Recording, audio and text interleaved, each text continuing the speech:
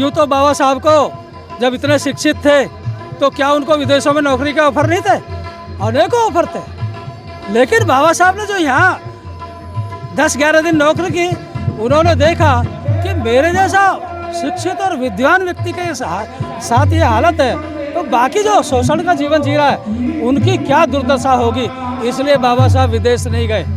नौकरियों की कोई कमी नहीं थी, उनको तो बहुत ऑफर थे और उन्होंने यही सोचा कि मैं अपने संकल्प के लिए मुझे भारत में रुकना पड़ेगा, और वो रुके और अपने बच्चों तक की कुर्बानियाँ दी और भारत का संविधान देके हम सबको गुलामी से मुक्त कराया।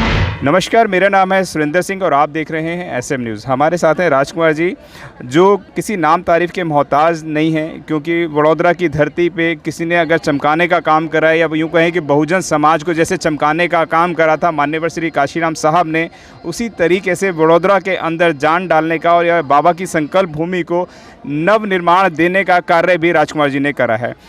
मैं आपसे बड़ा सीधा एक सवाल करूँगा, हर एक इंसान की कहते हैं ऐसा, हर एक इंसान की बिकने की कोई ना कोई कीमत होती है, तो क्या बाबा साहब कहते हैं किसी को धन से, दौलत से, शोहरत से ख़रीदा जा सकता है, तो क्या बाबा साहब को भी ख़रीदा जा सकता था किसी चीज़ से? अरे वाह, बाबा साहब को कोई खरीद सकते हैं? उनकी कीमत संसार में कोई दे सकते हैं? कोई नहीं दे सकते। बाबा साहब को ना कोई खरीद सकता।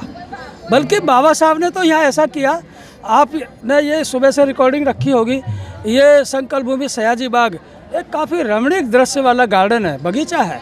इसके अंदर जू भी है, उस जू के अंदर शेर भी बंद है। लेकिन हमारा एक शेर ऐसा यहाँ पर आया, इस संकल्प भूमि पर उन्होंने अपनी तो गुलामी की जंजीर तोड़ी ही तोड़ी, साथ में उन लाखों करोड़ों लोगों को जो शोषण का जीवन जी रहे थे, गुलामी का जीवन जी रहे थे, जिनका जीवन का स्तर मुर्दों से भी अधिक गिर चुका था, ऐसे बाबा साहब ने यहाँ पर जो संकल्प लिया, अपने जंजीरों को तोड़ के और उन तमाम लोगों को आज़ाद किया। और आज़ाद यहाँ तक किया कि जैसे कि पहले राजा महाराजा होते थे, वो उनको किसी रानी महारानी की कोख में जन्म लेना पड़ता था। अब कोई भी इस देश का राजा बन सकता है, सबको समानता का अधिकार है, सबको मानवता का अधिकार है। तो बाबा साहब ने यहाँ से एक हमारे बोर्ड पे वहाँ सेंटेंस लिखा हुआ है ऊपर, मुर्दों में भी जान डाल दी बाबा भीम तेरे संकल्प में।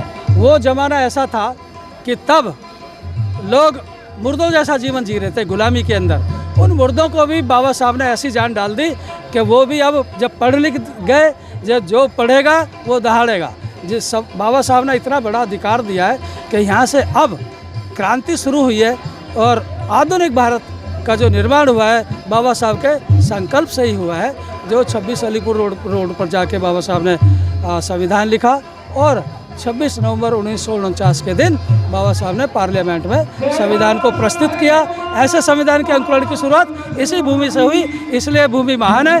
और आप SMS न्यूज़ चैनल भी यहाँ पर हाजिर है और उन्होंने इस भूमि के महत्व को और ज़्यादा बढ़ाया, पहले से बढ़ाया और अभी आगे भी बढ़ाते रहेंगे। जय भीम, जय भारत। कहते हैं कोई पूछता ना था तेरी बंदगी से पहले, तूने मुझे छू के अनमोल बना दिया। तो आज तमाम बहुजन समाज के ही नहीं, तमाम देश के लोगों के ऊपर बाबा साहब ने संविधान देके, मनुस्मृति को जलाकर, हिंदू कोड बिल लाकर एक ऐसी शक्ति, एक ऐसी ताकत का निर्माण कर दिया जो कभी भुलाए नहीं सकते। और जैसा कि मेरा सवाल था कि बाबा साहब की क्या कीमत हो सकती है, राजकुमार जी ने उसको 1 मिनट में खारिज कर दिया।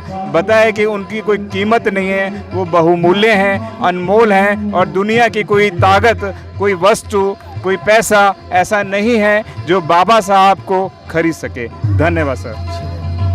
धन्यवाद आपका भी। यूँ तो बाबा साहब को जब इतने शिक्षित थे तो क्या उनको विदेशों में नौकरी का ऑफर नहीं थे? अनेकों ऑफर थे।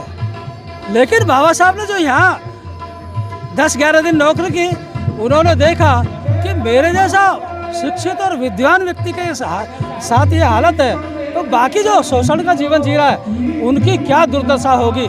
इसलिए बाबा साहब विदेश नहीं गए। नौकरियों की कोई कमी नहीं थी, उनको तो बहुत ऑफर थे और उन्होंने यही सोचा कि मैं अपने संकल्प के लिए मुझे भारत में रुकना पड़ेगा, और वो रुके और अपने बच्चों तक की कुर्बानियाँ दी और भारत का संविधान देके हम सबको गुलामी से मुक्त कराया। अगर आपने अभी तक हमारा चैनल सब्सक्राइब नहीं किया है तो सब्सक्राइब करें और घंटी का बटन बिल्कुल भी दबाना ना भूलें ताकि सभी लेटेस्ट खबरें पहुंच सकें आप पे सबसे पहले।